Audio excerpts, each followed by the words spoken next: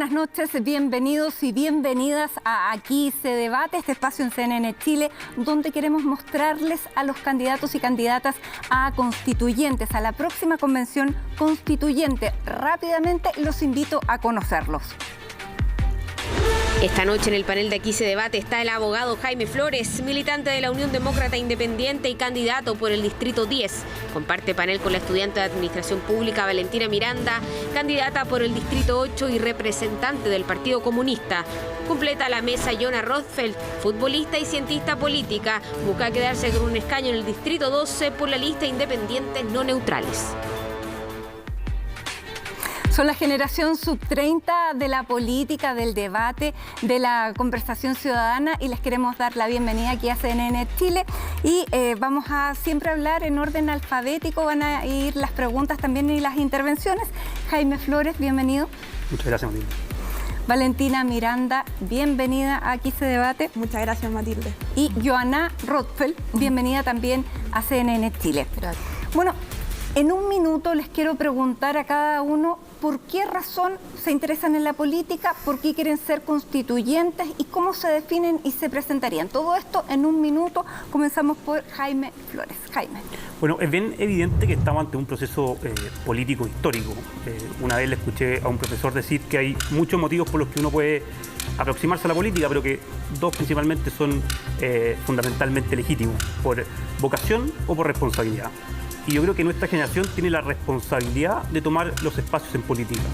Tiene la responsabilidad de hacerse cargo de los problemas del país del futuro.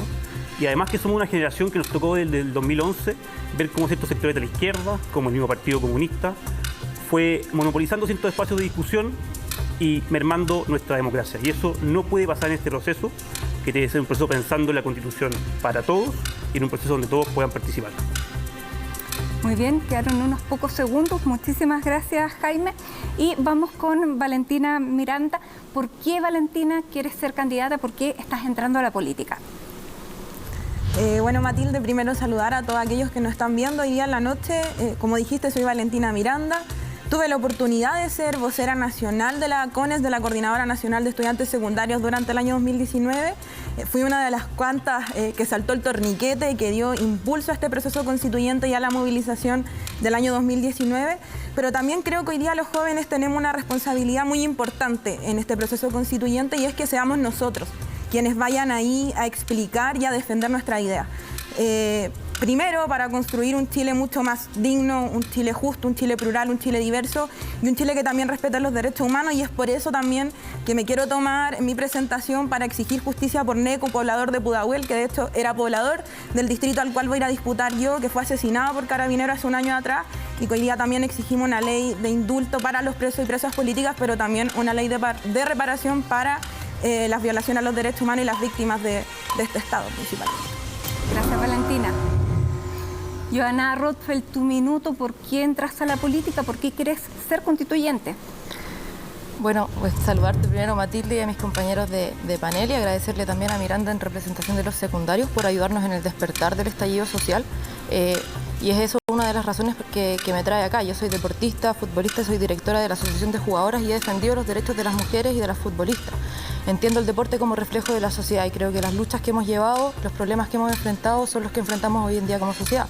La precarización laboral, el sexismo, la discriminación de género, la injusticia. Creo que hemos estado subrepresentadas las mujeres, las disidencias y grupos minoritarios en estos espacios de política de toma de decisión y el momento histórico que estamos viviendo hoy en día como país nos llama a ponernos a disposición. Yo siento ese llamado. Tengo esta dualidad de haber vivido esta discriminación toda mi vida y haber luchado contra ella, pero también he sido privilegiada. He tenido siempre acceso a la salud, he tenido acceso a la educación, mérito de mi familia, mérito del deporte, he estudiado siempre con beca, pero esa no es la realidad de todos. Y creo que es nuestra responsabilidad asegurarnos que estos derechos fundamentales no sean nunca más privilegios. Johanna, muchísimas gracias. Todos son candidatos y candidatas a la próxima constituyente. Como candidatos a constituyentes, a hablar el tema de la paridad. Muy rápido, porque todavía no sabemos si el CERVEL va definitivamente a aceptar la norma, la primera, la que el CERVEL ha puesto, o la cebra. Jaime, ¿qué dices tú? Lamentablemente esto que acabamos de conocer también es una clara muestra de lo improvisado que ha sido el proceso. Y la verdad es que espero, como buen abogado, que las reglas se cumplan y efectivamente la normativa que obliga a inscribir a las listas con cebra se respete, porque eso está en la ley. Y evidentemente es un muy mal antecedente para los procesos eleccionarios que vienen en un año que está cargado de elecciones, que el CERVEL y las candidaturas tengan estos problemas a la hora de inscribirse. Valentina. Bueno, yo creo que hoy día nuestro sistema político se ha caracterizado por discriminar a las mujeres por el simple hecho de ser mujeres, y creo que hoy día lo que hace el CERVEL es una forma más de discriminación. El movimiento feminista lleva cuántos años exigiendo una paridad real en la política chilena, y creo que hoy día no respetar esa ley es pasar por sobre aquellos movimientos sociales, principalmente el feminista, que ha dado la lucha por la paridad desde el inicio y desde la promulgación de la ley por la Convención Constitucional, y creo que eso hay que solucionarlo, y obviamente el CERVEL tiene que empezar a respetar lo que se promulga en el Congreso. Creo que eso es lo más importante. El espíritu de lo que se promulga, Joana. Sí, bueno, creo que es una polémica que no podemos dejar de lado. No dejemos de entender que somos el primer país que va a escribir su constitución en paridad, y eso hay que respetarlo. Creo que el CERVEL tiene que pronunciarse respecto a cuáles fueron los criterios que utilizó en esta interpretación, que dio espacio a interpretaciones erróneas, y en la que se tiene que sanear y se tienen que disponer mecanismos para que podamos subsanar y proteger la paridad tanto de entrada como de salida. Eso va a garantizar que el proceso realmente sea de buena fe, y creo que las listas que hemos incurrido, porque mi lista, yo transparento, mi lista está incurrida en esa deficiencia, tengamos los mecanismos para subsanar esto y proteger el proceso. En ese sentido, ¿cómo están las listas de ustedes, Valentina? ¿Cómo es tu lista? ¿Cebra o no cebra? Sí, cebra. En cebra. Cebra, ya. Me parece bien paradójico. Sí, claro. Lo que pasa es que la disposición 2, como se explicaba en la nota, permite que, dispone que un sexo pueda superar en no más de uno. Nosotros interpretamos eso de manera que está contraviniendo el espíritu de la ley, y esperamos que se puedan dar todos los mecanismos para poder ajustarlo y respetar el proceso. Bueno, aquí están todos de acuerdo, pero vamos a ir al debate constitucional, que me imagino no van a estar todos de acuerdo. Lo primero que les quería preguntar, Jaime, ¿se debe cambiar toda la Constitución o qué se debe mantener de la actual Constitución? No, para nada. Yo creo que tenemos una Constitución que en muchos temas es un ejemplo a nivel mundial, y tenemos que mantener evidentemente un concepto que es fundamental, que es centrar toda la normativa constitucional, así como también el resto de las leyes, en la dignidad de la persona humana. Es un elemento que es fundamental en la Constitución actual y que evidentemente debe mantenerse. Lo que no quita que hay muchas cosas que son perfectibles, que son mejorables, y que evidentemente, pensando en los próximos 40 años, hayan posibilidad de modernizar ciertas cosas dentro del mismo texto de la Constitución. Por ejemplo.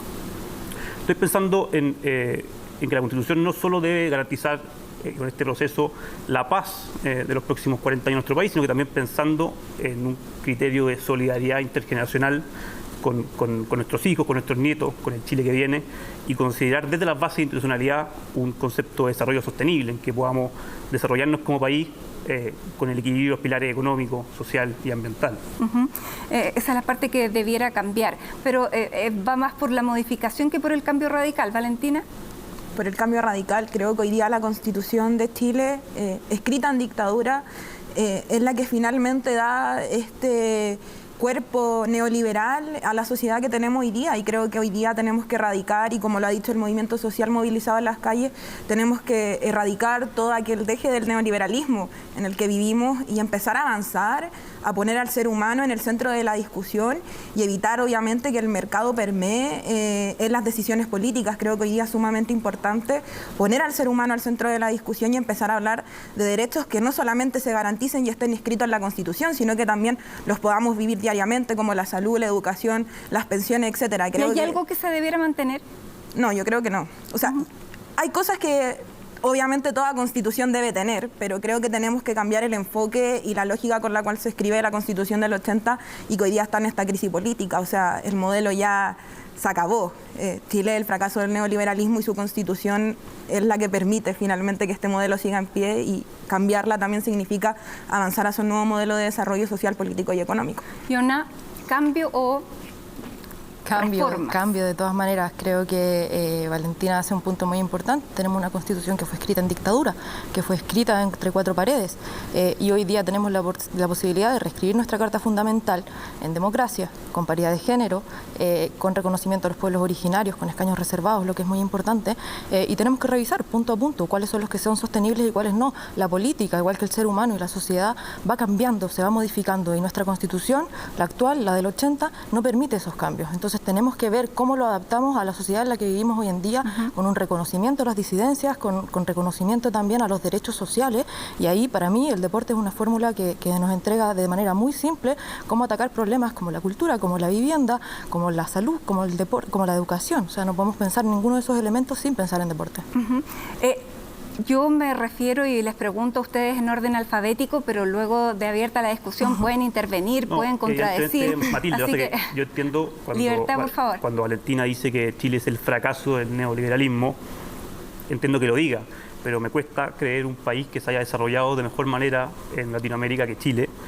Y te lo pregunto porque no sé si, yo entiendo que has viajado un par de veces o has viajado al menos una vez a Venezuela, a encuentros de las juventudes comunistas con el presidente Maduro, y no entiendo si es que para ti realmente el modelo venezolano es más exitoso que el chileno y desde qué punto de vista. A ver, quiero aclarar una cosa. Nuestro viaje fue con la Coordinadora Nacional de Estudiantes Secundarios y no fue un encuentro de las Juventudes Comunistas con el presidente Maduro. Fue un viaje a un congreso internacional, latinoamericano y caribeño de estudiantes que se organiza en el CLAE, que principalmente agrupa los movimientos sociales y estudiantiles de Latinoamérica.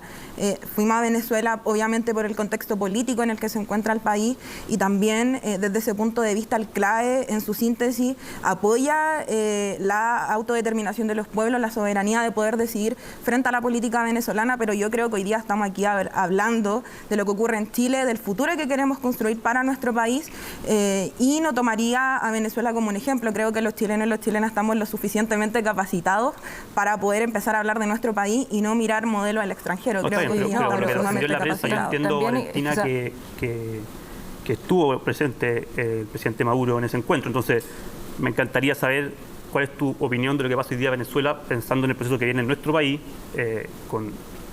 considerando que en Venezuela hubieron asambleas constituyentes y que tienen probablemente al país en la situación en la que están, en la forma en que se escribió esas nuevas constituciones. Pero perdóname que interrumpa, pero para eso también tendríamos que hacer el análisis de lo que está pasando en Estados Unidos. Me parece que es muy simplista hacer un análisis de decir derecha, izquierda, Venezuela, Estados Unidos, cuál es el modelo que nos conviene. Mirémonos nosotros primero, mirémonos el ombligo, miremos cómo estamos desarrollándonos como país dentro del régimen de Sudamérica. Hace un año y medio éramos el oasis de Sudamérica, y después nos dimos cuenta que no. Nos dimos cuenta que ese 20% no es el total de Chile. Entonces creo que tenemos que enfocarnos en nosotros. Sí, podemos mirar otros modelos y ver qué podemos sacar y replicar y hacerlo funcionar en nuestro país, pero decir que la izquierda va a Venezuela y que la derecha va a Estados Unidos, me parece que tenemos que elevar el nivel del discurso también. Jaime, me llamó la atención cuando te presentaste que tú hablabas de que había que tener más solidaridad. Cuando definamos la Constitución al Estado, ¿cómo tiene que ser este Estado? ¿Un Estado subsidiario? Yo creo que este es un tema, una discusión semántica que quizás no vale la pena tener. Si el nombre es subsidiario o no es subsidiario, no creo que sea... Pero en esos términos se da, para entendernos, claro. No, pero yo creo que hay que entender, o lo que yo entiendo que debe ser el rol del Estado, es un rol que dé el espacio a los particulares, a las personas de desarrollarse, porque las personas tienen una dignidad, que eso aparentemente es algo en que estamos de acuerdo los tres en el panel, pero también el Estado tiene un rol en el que debe llegar a las personas más necesitadas cuando los privados no pueden entregar esas soluciones, pero siempre entregando un marco de libertad a las personas para que puedan tener su propia autonomía. ¿Estado subsidiario? No, garante de derechos sociales, un Estado que, como dije en la presentación, tiene que ser un Estado que no solamente se encargue de brindar los derechos, sino que también se preocupe de que todos podamos acceder a ello. Creo en la universalización de los derechos, y creo que todos tenemos la oportunidad y deberíamos tener las mismas herramientas para acceder a los distintos derechos sociales que el Estado debería garantizar en una democracia. ¿Con la colaboración del sistema privado? Sí, yo creo que sí, pero siempre y cuando el Estado no financie a los privados. Creo que hoy día el Estado se tiene que encargar de que todos tengamos acceso universal, como dije delante, a los derechos, pero sí la necesidad de financiar los privados. Creo que los privados tienen los suficientes recursos para poder sostenerse. Yona, hemos visto que durante la pandemia, claro, hemos visto el rol del Estado que ha jugado un papel distinto, tal vez lo vemos distinto. ¿Qué rol debiera tener constitucionalmente?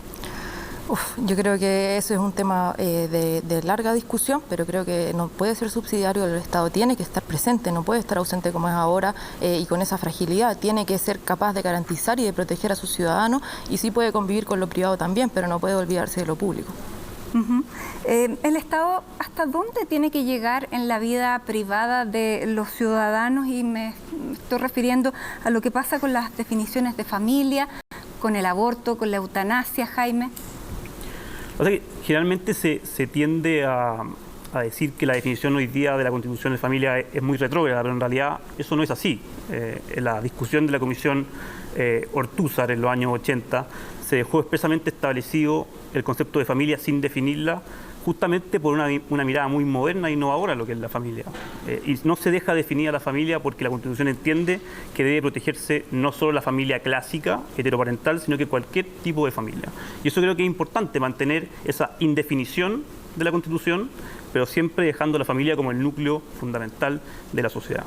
¿Cabe la indefinición o debiera quedar expresamente definido lo que son las familias? ¿Qué tipos de familias se reconocen? Yo creo que es deficiente cómo se menciona y cómo se habla de la familia, no solamente en nuestra Constitución, sino que en la ley. Deja fuera todo lo que son las familias homoparentales, deja fuera todo lo que son las familias que no están en este concepto de familia tradicional, y me parece que eso es primitivo, pensando en el año en que estamos, que esas no sean reconocidas, porque eso también tiene una implicancia en los derechos a los que accedemos. O sea, porque la base de la familia está constatada en el matrimonio.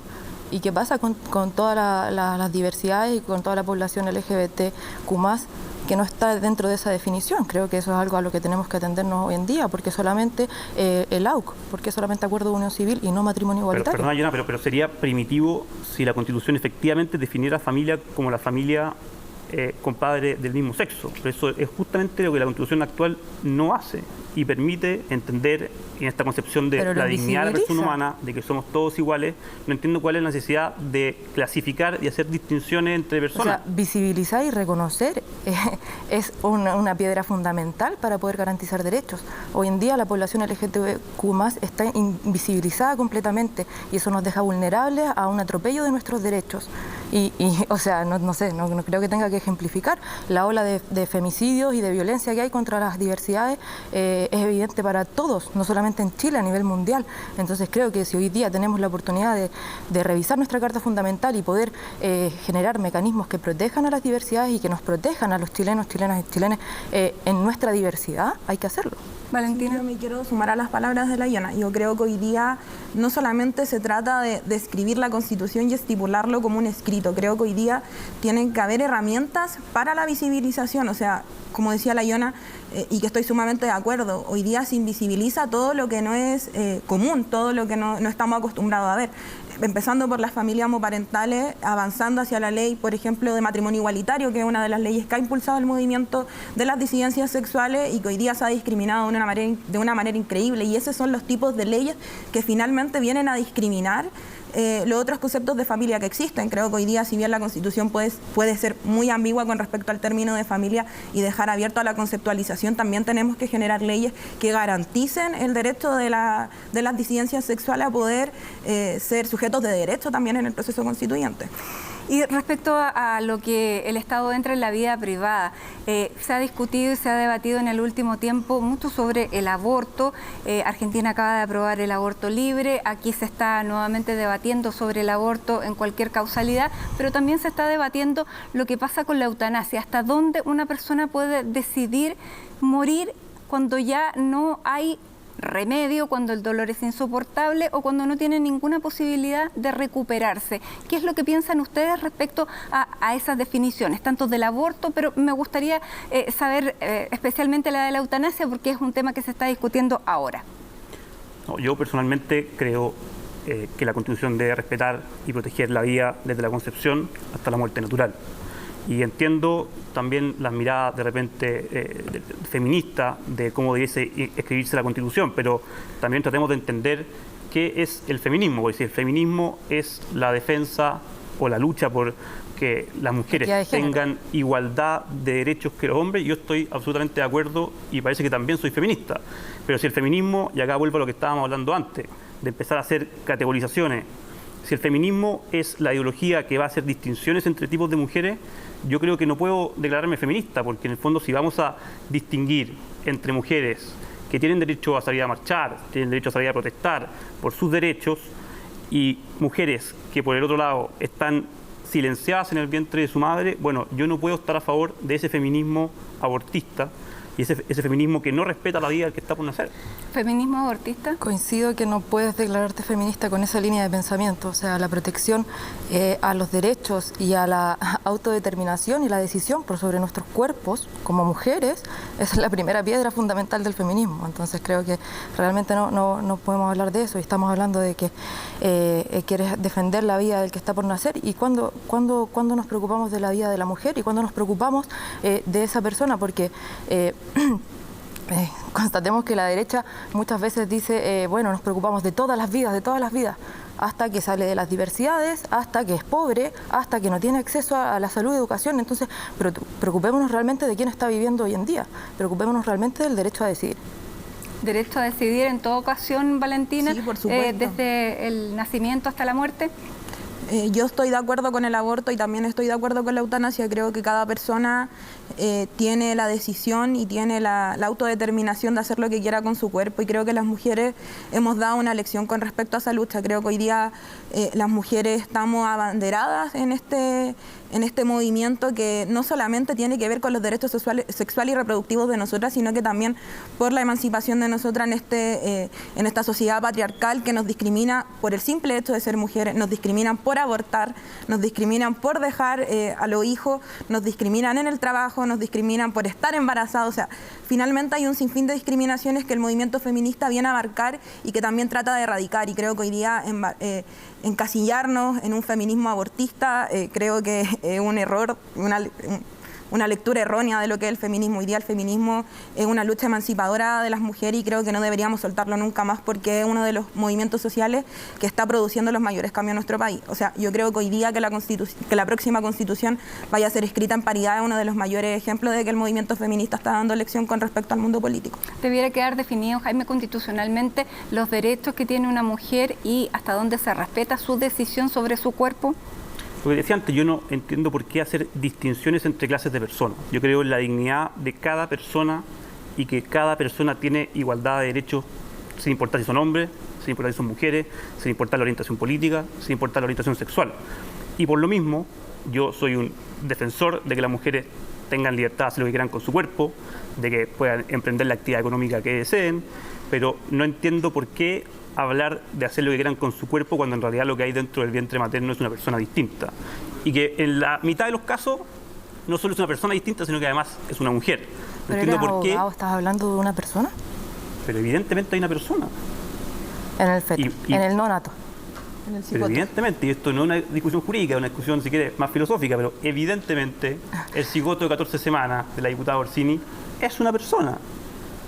Y no cabe ninguna duda que lo es, y no cabe ninguna duda que la Constitución debe proteger esa vida. ¿Y esa persona a la que tú te refieres tiene más derechos que la mujer? Tiene igual derecho a nacer como lo tuvo su madre. No, esa es la igualdad de derechos que debe permearse el texto constitucional. No, yo creo que aquí tenemos diferencias bien importantes con respecto al tema. Pero es importante que haya esta diferencia, si en el fondo también nosotros pretendemos llegar a la convención para tener estas conversaciones. Si pensáramos todo igual, el proceso no tiene ningún sentido, pero yo creo que la igualdad de derechos y la igualdad de dignidad de las personas, que quede plasmada en ese tipo de cuestiones. Ver que tanto la madre es igual de digna que el hijo que está por nacer. Bueno, eso va a quedar ahí en la discusión. Los que resulten elegidos van a tener que estar debatiendo esta parte que me parece que está siendo bien importante. Pero por primera vez tenemos esta paridad para llegar a ser constituyentes y por primera vez también tenemos cupos reservados para pueblos originarios. Y en eso me quiero detener porque me gustaría saber cuáles son los derechos que se debieran reconocer o qué se debiera reconocer e integrar a los pueblos originarios como parte de Chile con, digamos, primera vez que están sentados en un órgano que toma decisiones. Jaime. Sí, yo en lo particular soy un defensor del mecanismo de escaño reservado, creo que está bien, creo que la historia de nuestro país no comenzó hace 200 años, con los 200 años de historia republicana en nuestro país, sino que también tenemos que saber reconocer el aporte cultural de nuestros pueblos originarios, y me parece adecuado que puedan tener un espacio de representación especial en la convención. Y evidentemente a nivel constitucional también estoy de acuerdo en un especial reconocimiento a estos pueblos en el texto de la Constitución. ¿Autodeterminación? No, reconocimiento por lo importante que han sido en el desarrollo de nuestro país. Pero el reconocimiento, ¿cómo se expresa? Diciendo lo importantes que son, pero en la práctica... Evitando discriminaciones que estoy seguro que hoy día sí ocurren, y entregando desde el Estado la posibilidad de que tengan efectivamente esta igualdad de derechos de la que te hablaba anteriormente. Yo soy consciente de que muchos de nuestros pueblos originarios hoy día son mirados en menos por el Estado, son mirados en menos y discriminados por las propias personas, y creo que esta es una oportunidad de reconocerles constitucionalmente esa igualdad de derechos con el resto de los chilenos. ¿Autodeterminación? Sí, por supuesto, creo que hoy día los pueblos originarios están en su derecho completo de exigir la autodeterminación. Por algo tenemos escaños reservados, y creo que hoy día darle la voz a nuestros pueblos ancestrales es una de las formas no solamente de reconocerlos, sino que también de brindarles la oportunidad de participar históricamente en algo que se le ha negado. El pueblo mapuche siempre ha estado dispuesto a dialogar y lo ha hecho desde la colonia, y creo que hoy día darle la autodeterminación a ellos, que ellos puedan decidir qué política quieren hacer y reconocerlos también como un pueblo-nación, es una de las cosas más importantes que tenemos que hacer como sociedad chilena, no solamente para brindarles el apoyo y para que ellos se sientan cómodos en la sociedad, sino que también porque el pueblo nación mapuche, por ejemplo, ha sido criminalizado, ha sido asesinado por un montón de décadas. Y creo que hoy día hacerlos participar y ver su cosmovisión, que es muy distinta a la de nosotros, también es una forma de pluralizar este proceso, y que no solamente termina y empieza con la Convención Constitucional. Creo que tenemos que ampliarnos a futuro a poder seguir discutiendo estas diferencias que son sumamente importantes, y que para el Gualmapu también es una forma de ser reivindicados y que sus demandas sean reivindicadas, y también condenar toda la violencia que han vivido durante estos últimos años de democracia. ¿Reconocimiento y autodeterminación, Yona, o no? Por supuesto. Creo que hay una deuda histórica con el pueblo mapuche, con los pueblos originarios, no solo el pueblo mapuche, que no vamos a alcanzar nunca a pagar.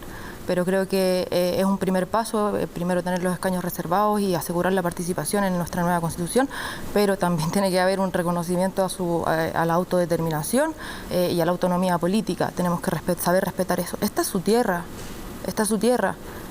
y creo que ha habido un atropello de sus derechos constante y que ha sido invisibilizada, y ya no podemos hacer vista gorda de esas cosas, tenemos que hacernos cargo. Y la manera de hacernos cargo es darle el espacio, tanto en la participación política como en la autodeterminación, con sus propias leyes, con su propia cultura, y que podamos convivir y ser parte. O sea, somos parte de la misma tierra, del mismo país, y a mí me encantaría poder ver ese reconocimiento que hay de repente en países de Centroamérica, o como México convive con su cultura, con el cariño y con el amor por sus raíces, por su origen. Yo lamentablemente no tengo sangre mapuche, pero eso no me deja ajena y no me deja orgullosa de los pueblos originarios de mi país, de mi tierra, y tengo una conexión con eso, y todos deberíamos tenerla y deberíamos estar orgullosos de eso y no avergonzados, porque hoy en día a mí me da vergüenza el trato que le da el Estado a los pueblos originarios. Eso en materia de pueblos originarios hay muchos temas que conversar, y hay muchos temas en los que ponerse de acuerdo.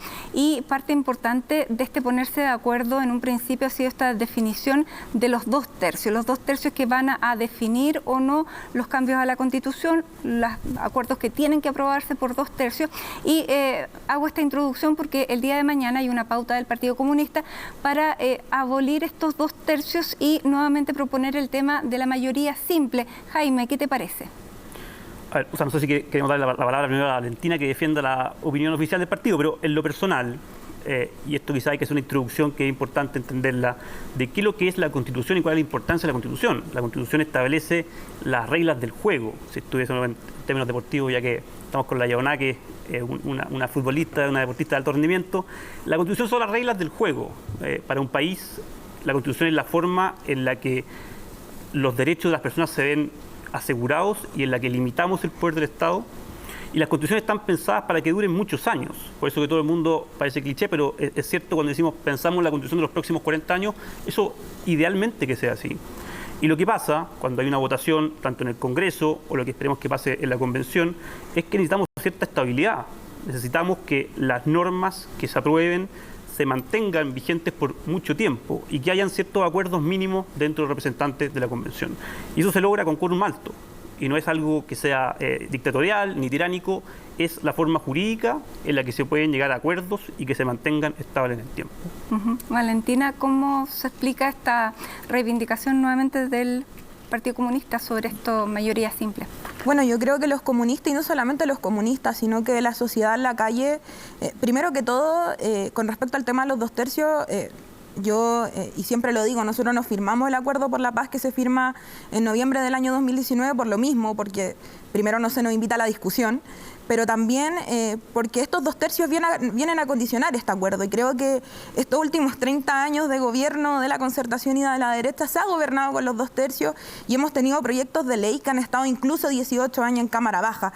Creo que hoy día empezar a democratizar los espacios y no que una minoría vete a una mayoría es una de las cosas más importantes. Lo vimos con el proyecto, el segundo retiro del 10%, donde el Senado veta con 11 votos a una mayoría de 23 votos. O sea, ¿en qué universo 11 votos son más que 23? Creo que hoy día es sumamente importante rebajar los 2 tercios, eliminar este candado que deja Jaime Guzmán y que es uno de los grandes candados que se escriben en la Constitución del 80 y avanzar hacia una democratización de los espacios. Creo que hoy día los 2 tercios, como dije, es un candado para poder avanzar y tenemos que escuchar a la ciudadanía. Hoy día la ciudadanía no está de acuerdo con los 2 tercios y creo que una de las cosas más importantes al momento de escribir la nueva Constitución es escuchar lo que la gente dice. Queremos un proceso constituyente participativo y ahí la opinión de la gente es lo más importante. Claro que si se hubiera llegado, Valentina, con una lista o dos, una lista como llegó Chile Vamos, probablemente hubieran tenido muchas más opciones dentro de la constituyente a tener un voto mucho más importante, una voz más importante. Se hace digamos, supliendo este déficit que no se va a lograr porque la clase política no se puso de acuerdo.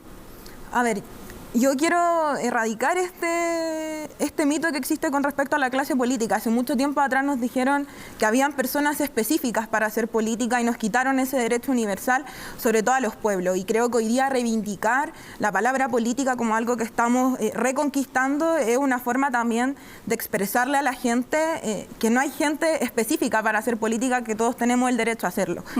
Y creo que hoy día, si bien vamos muy dispersos en listas distintas, hay una unidad en acción y es sumamente importante decirlo porque hay un bloque antineoliberal que, si bien van distintas listas, apunta hacia la radicalización de la nueva Constitución y también al cambio. O sea, creo que eso es lo más importante, votar por candidatos antineoliberales y que apuesten a un cambio radical de lo que vemos hoy día. Claro, pero para eso había que ponerse de acuerdo. Una cosa, me parece importante recalcar que justamente estos cerrojos de los que tú hablas de la Constitución del 80 o la Constitución del 2005, si así quieres decirlo, se acaban de terminar con la votación del plebiscito.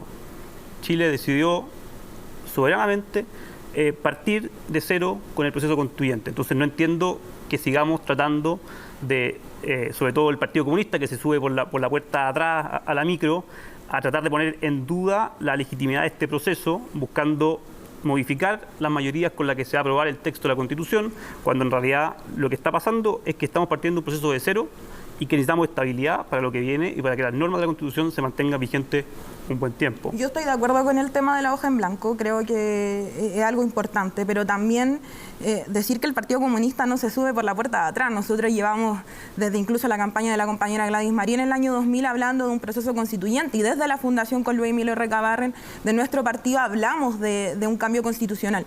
Creo que hoy día avanzar, insisto, a que las minorías nos veten a la mayoría es lo más importante y si bien tú hablas de que es una herramienta de la democracia, hemos visto cómo la democracia se ha deteriorado estos últimos 30 años con estos cerrojos de la Constitución del 80 y que hoy día está sumamente en cuestionamiento por la ¿De acuerdo con el tema del cambio de los 2 tercios? Creo que es un mecanismo que hay que revisar. O sea, yo entiendo que hay mecanismos que son para darle estabilidad a las leyes y dar seguridad de que las leyes van a durar o de que la Constitución va a durar. Creo que hay que revisarlo, pero yo creo que no podemos seguir permitiendo permitiendo que una minoría bloquee las disposiciones de la mayoría, especialmente con lo que hemos vivido durante el estallido social. La ciudadanía ha alegado que no se le está escuchando, entonces es nuestro deber, y creo que es el deber de los políticos y de los candidatos que estamos ahora, poder propiciar mecanismos de participación ciudadana, darle oxigenar nuestra democracia y generar una política que esté más conectada con las personas, que esté más conectada con los territorios y que no nos lleven a lugares en los que se nos va a mandar a comprar flores cuando no está alcanzando la plata para el pan. Creo que hay que tener una conexión con lo que está pasando realmente en Chile, con los problemas que están viviendo los chilenos y las chilenas, y para eso es necesario que nosotros, los candidatos, más que llevar intereses particulares o individuales, llevemos los intereses colectivos por sobre eso, llevemos los intereses de la ciudadanía y hagamos puente con la ciudadanía, porque el proceso constituyente no va a ser solamente para los candidatos. Claro, ¿y qué pasa con las reglas del juego que decía Tomás? Perdón, no, yo soy Jaime. Y Matilde, yo creo que es importante entender dos cosas. Lo primero, y saliéndonos quizás del tema de los quórums, me encantaría entender cuál es la postura global del Partido Comunista, que yo insisto, se sube por la puerta de atrás de la micro a este proceso, que ahora están incluidos e incorporados en este proceso eleccionario, y que lo respeto, y de hecho hasta me parece absolutamente democrático que podamos todos participar en él, pero quisiera entender cuál es la mirada que tiene el Partido Comunista de este proceso que viene, porque uno se queda con las declaraciones públicas del presidente del partido que dice que van a rodear la Constitución, y no entiendo esa amenaza en un contexto democrático de discusión de la Convención Constitucional con miembros elegidos democráticamente. No entiendo cómo entra eso en la dinámica de un proceso democrático moderno que hace ese tipo de amenazas de parte de tu partido, Valentina. Permiso, pero antes de que responda, porque la interpelaste directamente, igual encuentro que hay que ser súper consecuente con lo que estoy diciendo, porque si dices que yo no adhiero a que el Partido Comunista se subió por la puerta de atrás, la derecha estuvo en contra del plebiscito y estuvo en contra de la nueva Constitución y llamaron al rechazo. No, entonces, ustedes se subieron por la ventana si es que el Partido Comunista se subió por atrás. Firman los partidos de Chile Vamos con la ex nueva mayoría, con el Frente Amplio, y se resta el Partido Comunista. O sea, no me puedes decir que la derecha estuvo en desacuerdo con el plebiscito, porque el acuerdo que da origen al plebiscito está firmado por los presidentes del Partido de Chile Vamos. Cuando ya estuvieron contra las cuerdas, porque no tenían otra opción para salir jugando. No, pero o sea, eso es evidente, todos saben eso. Eso no hay ninguna duda y todos lo sabemos. Y tanto el espectro completo de partidos, desde la izquierda hasta la UDI, firmaron el acuerdo del año 2019 que termina en el plebiscito de octubre pasado. Sí, pero eso no significa que el espíritu que haya tenido la coalición que tú representas sea el de haber llevado el plebiscito. Estuvieron en contra durante todo el proceso. Hicieron campaña por el rechazo. Pero ojo con eso. Entonces hay que hacerse cargo de esas cosas, porque ahora se están desatendiendo de eso. Otra cosa es estar en contra del proceso. Los partidos de Chile Vamos y la UDI, el partido al que pertenezco, estuvieron la gran mayoría de sus militantes haciendo campaña por el rechazo, y eso no quiere decir que no hayan estado de acuerdo con el acuerdo, valga la redundancia, que da origen al plebiscito de octubre. Porque estaban contra las cuerdas, o sea... Pero eso es democracia, así se solucionan los problemas en democracia, así se llegan a acuerdos en democracia, y así se busca la paz social en democracia, Guillona. Bueno, sí, o sea, yo creo que nosotros también nos sumamos al proceso. Pero, o sea, pero si yo celebro que se sumen, no encuentro nada más positivo para la democracia que esté el espectro completo político de nuestro país participando. Sí, pero me encantaría saber cuál es la actitud de tu partido cuando la convención sea elegida, y considerando la amenaza de que van a encerrarnos y acorralarnos en el lugar que todavía no está definido donde va a sesionar la convención. No creo que sea una amenaza. Yo creo que hoy día está más que claro que la institucionalidad en Chile no funciona sin presión en las calles. Y creo que hoy día no solamente es disputar lo institucional, sino que también mantener la movilización. Es una forma de hacer una presión política a aquellas élites que han gobernado históricamente en nuestro país, como la Concertación, como la derecha, que hoy día quieren participar en este proyecto político, mantener el modelo, por algo van con sus propios candidatos a constituyentes, y hoy día decir que vamos a ir a rodear no significa amenazar, significa dar una señal de que los movimientos sociales van a seguir en la calle para que las élites no se tomen este proceso constituyente. Votamos convención constitucional, creo que eso es lo más importante. Tenemos que hacer una pausa para que tomen agua, porque tienen una tremenda energía, es el brío que se necesita para la política en esta renovación que está aquí presente. Así que brevemente hacemos una pausa en Aquí se debate y ya regresamos con nuestros candidatos a constituyente.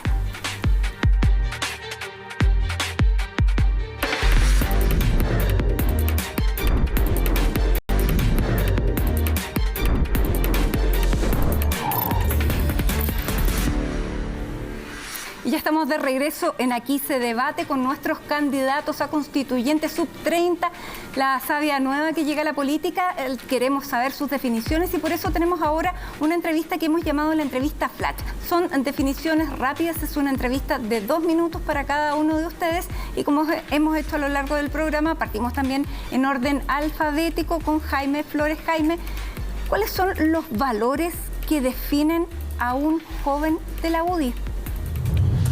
Yo creo que hoy día ser militante de la UDI garantiza, ¿cierto?, una línea ideológica determinada, hablando en términos constitucionales, la defensa de la vida, considerando la dignidad de la persona como el centro de las preocupaciones del Estado, pero también con una mirada modernizadora, pensando en el Chile del mañana, que yo creo que es algo fundamental, sobre todo en este proceso que comienza ahora, el proceso constituyente, de pensar en dar aire nuevo a la política, pero también una mirada de futuro en nuestra Constitución.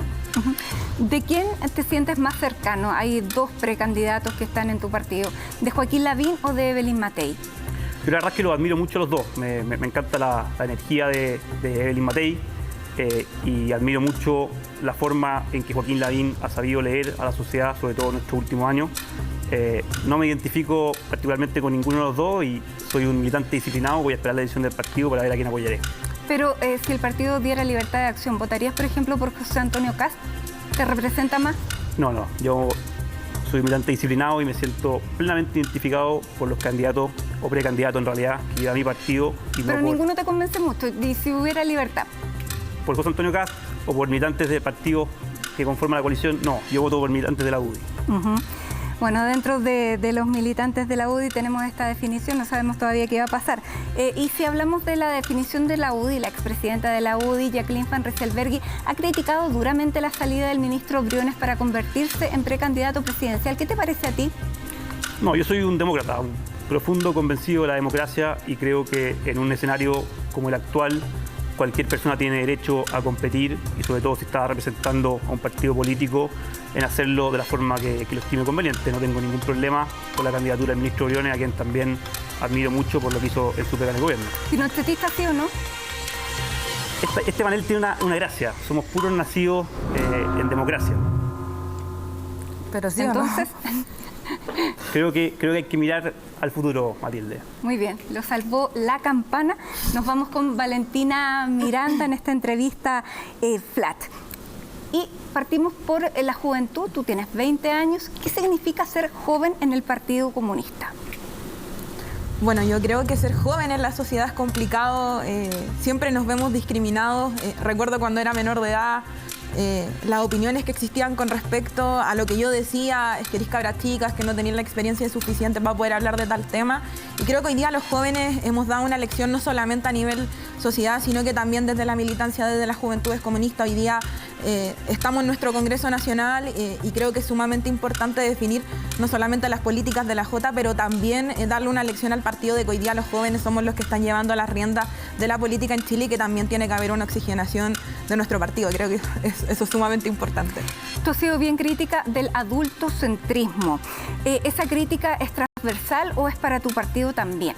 No, yo creo que es para todos. Los jóvenes vivimos el adultocentrismo en distintas etapas de nuestra vida y hasta los 30 se nos sigue viendo incluso más chico, y creo que hoy día esa crítica va para la sociedad en su conjunto. ¿Y Guillermo Tellier es el representante del adultocentrismo en el Partido Comunista? No. De hecho, el compañero Guillermo ha sido uno de los claros de nuestros cuadros, que ha facilitado la discusión de las candidaturas jóvenes, por ejemplo, ahora en este proceso electoral, y que ha apoyado directamente a las juventudes comunistas en sus candidatos. Creo que él ha dado un ejemplo muy importante a nivel del partido con respecto a cuál es el rol que tiene la juventud comunista dentro de la política. Valentina, tú has hablado mucho y lo has repetido acá también, el concepto de desbordar los límites, que se parece bastante al de rodear la Constitución, la Convención.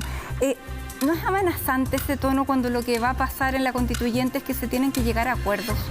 Sí, no, yo creo que se tienen que llegar a acuerdos, pero siempre evitando transar con cosas que yo creo que son intransables, y creo que mantener la movilización es una forma de poder supervisar el proceso. ¿Qué límite se tiene que desbordar a tu juicio?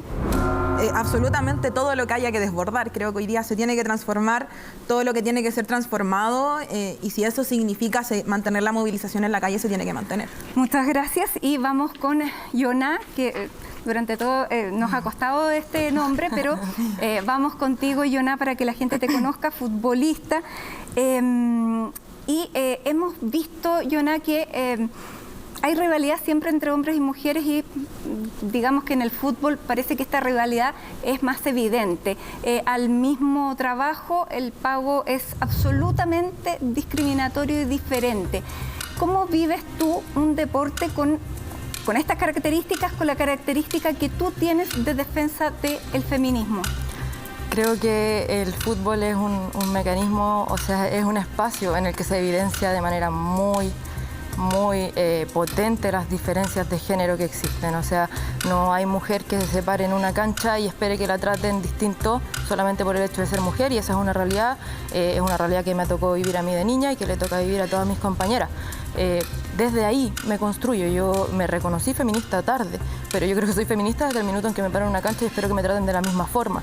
En esa defensa de esos derechos de la futbolista y de los deportistas, pienso que es muy fácil evidenciar estas discriminaciones de género y poder trabajarlas. O sea, como dije en un principio, las mismas problemáticas que tenemos que enfrentar nosotras, las tenemos que enfrentar hoy en día como sociedad. Y creo que en eso los deportistas y las futbolistas tenemos mucho que decir y espero poder hacer ese puente. ¿Cristian Hendler o Claudio Bravo? Cristiane. ¿Bielsa o Sampaoli? Bielsa. Y en ese aspecto te quiero hacer una pregunta. Los futbolistas, los deportistas en general, pareciera que no tienen opinión política. Desde hace mucho tiempo son muy pocos los que expresan su opinión política y si la expresan son mayoritariamente de un sector. ¿Cómo ves tú la expresión política en el deporte y en el fútbol? Creo que toda actividad es política. El deporte especialmente el fútbol femenino. Cuando estamos rompiendo un espacio que se ha entendido o siempre se ha querido entender como un espacio masculino y que es un deporte hipermasculinizado. Creo que somos víctimas. Creo que los deportistas somos víctimas porque nos han dicho que no podemos opinar de política y cada vez que lo hacemos nos han mandado a las mujeres a la cocina o a los hombres a jugar su deporte. Y creo que tenemos mucho que decir. La sociedad la construimos entre todos y el deporte es un elemento fundamental pensando en comunidad, cultura, educación y salud. Se acabó el tiempo, Yoná, se acabó el tiempo para todos y nos queda lamentablemente un minuto y medio para que finalmente podamos ir con un último tema que les quiero plantear, que es el candidato presidencial. Si este domingo fueran las elecciones libremente, ¿por quién votaría Jaime? Y también la razón. Yo insisto que tengo la duda interna de si soy lavinista o matellista, pero sin duda alguna será un candidato a la UDI. Y eso no tengo la convicción absoluta que sería uno de esos dos. Ya, José Antonio Kast, no, esa es la definición. Descartado. Valentina. Yo creo que estamos en un sistema democrático y creo que las primarias son la mejor forma de definir un candidato de la oposición que verdaderamente representa el cambio político que estamos viviendo. Creo que si bien el partido... ¿No votarías por Jadwe este domingo? O sea, por supuesto que votaría por mi compañero Daniel Jadwe en el caso hipotético de que él ganara las primarias, pero también creo la convicción de que una primaria significa apoyar a quien gane. Pero parece que él no quiere ir a primarias con toda la oposición. Es que yo creo que hoy día hay una diferencia muy grande con respecto a cómo componemos la oposición. Tenemos una oposición que ha perpetuado el sistema neoliberal estos últimos 30 años y una oposición que se desmarca de ello, y yo creo que nuestro partido no estaría dispuesto a ir, por ejemplo, a una primaria con la exconcertación. Yoná, tu candidato, ¿por quién votarías este domingo? Por nadie. Yo creo en involucrarse políticamente y no he estudiado suficientemente a los candidatos como para definir. Sé y puedo declarar hoy en día que no existe ningún nombre, al menos que me ha llamado la atención lo suficiente como para investigarlo, y además estoy abocada a lo que es mi candidatura y mi trabajo en la Asociación de Jugadoras y eso me tiene a manos llenas, pero sí el llamado yo creo que es a involucrarse, a estudiar a los candidatos y a votar por nombres, por trabajo, por trayectoria y por ideas y pensando a futuro.